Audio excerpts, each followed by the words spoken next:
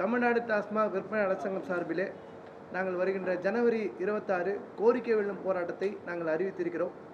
அதை ஒட்டி சென்னை, திருச்சி, சேலம், கோவை, மதுரை 5 மண்டலங்களில் மண்டல தலைமை இடங்களில் கூட்டங்களை நடத்தி கொண்டிருக்கிறோம். அதை ஒட்டி இன்றைக்கு சென்னை, திருவள்ளூர், காஞ்சிபுரம் ஆகிய மாவட்டங்களை சேர்ந்த முன்னணிகள், நிர்வாகிகள் கலந்து கொண்ட கூட்டம் என்பது இங்கே நடைபெற்று கொண்டிருக்கிறது. இந்த கூட்டத்திலே 21 ஆண்டுகளாக பணி நிரந்தரமின்றி, முறையான அரசு ஊழியருக்கு இணையான சம்பளமின்றி, இன்றைக்கு உதவி விற்பனையாளருக்கு 9,000 ரூபாய், விற்பனையாளருக்கு 10,000 ரூபாய், மேற்பார்வையாளருக்கு 11,000 ரூபாய் பிடித்தங்கள் போக, இன்றைக்கு மாநகராட்சி, நகராட்சி, ஊராட்சி போன்ற இடங்களில் கூட இந்த தொகையை வைத்துக்கொண்டு ஒரு குடும்பம் நடத்த முடியாது. இந்த பின்னணியிலே அடிப்படை வசதிகள் ஏதுமின்றி ஒவ்வொரு நாளிலும் இன்றைக்கு ஆய்வு என்ற பெயரிலே மன துன்பத்துக்கு உள்ளாகக்கூடிய டாஸ்மாக் விற்பனையாளர்கள், உதவி விற்பனையாளர்கள், மேற்பார்வையாளரோட நலன் கருதி தமிழ்நாடு அரசாங்கம் தேர்தல் வாக்குறுதிப்படி அவர்களை பணி நிரந்தரப்படுத்த கோரி ஜனவரி 26 அன்று நாங்கள் கோரிக்கை வெல்லும் போராட்டத்தை சென்னையில் அறிவித்திருக்கிறோம். எங்களுடைய கோரிக்கை வெல்லும் வரை சென்னையிலிருந்து திரும்ப மாட்டோம் என்ற உறுதியை எடுத்திருக்கிறோம். குறைந்தபட்சம் 5000க்கும் மேற்பட்ட டாஸ்மாகினுடைய விற்பனையாளர்கள் இந்த போராட்டத்திலே பங்கெடுப்பார்கள்.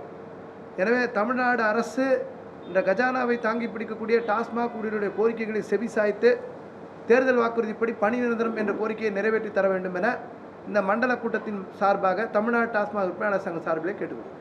கோரிக்கை வெல்லும் வரை சென்னையிலிருந்து போக மாட்டேங்கிறீங்க. ஒரே இடத்துல நடத்த போறீங்களா இல்லை பல்வேறு இடத்துல நடத்த போறீங்களா? அரெஸ்ட் பண்ணாங்கன்னா பல்வேறு இடத்துல நடத்துவோம்.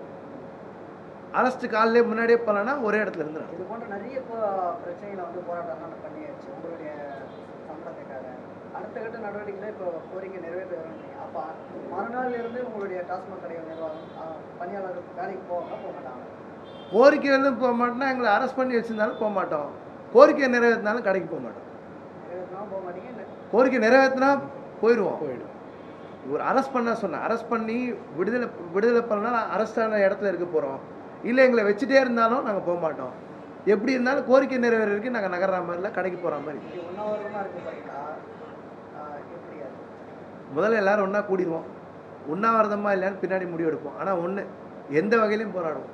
அது உண்ணாநிலை போராட்டம் நடத்தியும் போராடுவோம், சாப்பிடாமல் இருந்தும் போராடலாம், தண்ணி குடிக்காமல் இருந்தும் போராடலாம். எல்லா வகை முறையும் ஜனவரி 26 நாங்கள் அறிவிப்போம். அன்றைக்கி தேதியில் தான் அறிவிப்போம். ஆனால் ஒன்று, வரும்போதே எதற்கு தயார் என்ற பின்னணியில் தான் வரப்போம். பில்லிங் முறை வந்திருக்கு. அது எப்படி பார்க்குறீங்க? உங்களுக்கு எப்படி அது சாதகமாக இருக்கா?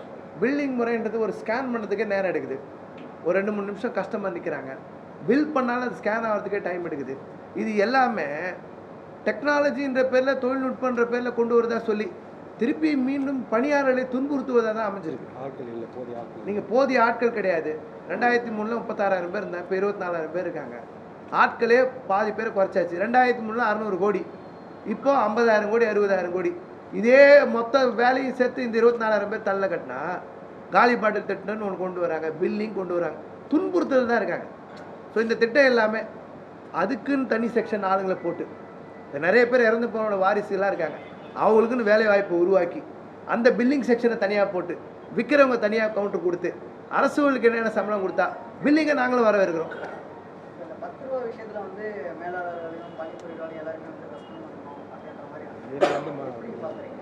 இல்லை, இது பார்த்த மாதிரி இது ஒரு காலனி ஆதிக்க ஒரு சர்க்குலர் 29/10 தான் வெளியிட்டிருக்காங்க. ஊரில் ஒருத்தர் தப்பு செஞ்சால் அந்த ஊரே தண்டனைக்குள்ளாக்குவதுன்று. இது முழுக்க ரொம்ப தவறான செயல். இப்போ டாஸ்மாக் எம்டி ஆஃபீஸில் ஒருத்தர் தப்பு பண்ணிட்டாரு, அந்த பில்டிங்கில் அத்தனை பேருமா சஸ்பெண்ட் பண்ண போகிறாங்க. ஒரு பொது புரிதல் தானே, ஒரு நார்மலாக. என்னென்னா அதிகமாக பயமுறுத்துவது. நீ பணியந்திரத்துக்கு போராடுவ, வந்து நிற்பன்னா விதவிதமான ரைடுன்னு ஒன்று மன வளர்ச்சி கொண்டு வரலாம், காலி பாட்டில் திட்டம் கொண்டு வரலாம், பில்டிங்னு கொண்டு வரலாம்.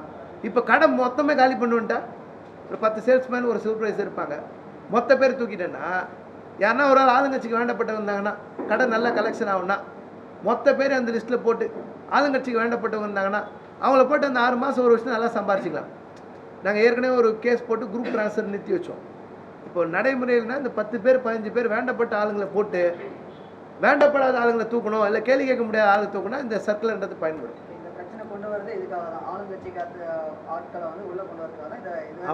அப்படியும் இருக்கலாம், அப்படி இருக்க வாய்ப்பு இருக்குது, மிரட்டுறதுக்கு வாய்ப்பு இருக்குது. நீ உன்னோட உரிமைகள்லாம் தொடர்ந்து போராட சொன்னால் மிரட்டுறதுக்கு வாய்ப்பு. சட்டப்படியே 21 நாட்களுக்கு முன்பு நோட்டீஸ் கொடுத்து தொழிற்சங்கத்தெல்லாம் அணுகி பேசின பிறகு தான் பணி நேரங்களில் மாற்றம் கொண்டு வர முடியும்.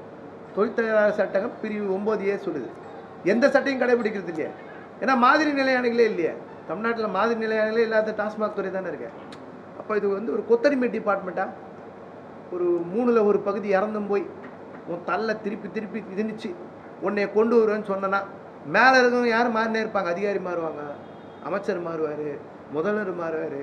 ஆனால் தொடர்ந்து கஷ்டங்களும் மாற்றதும் விற்பனையாளருக்கு பணியாளருக்கு இருக்கும்.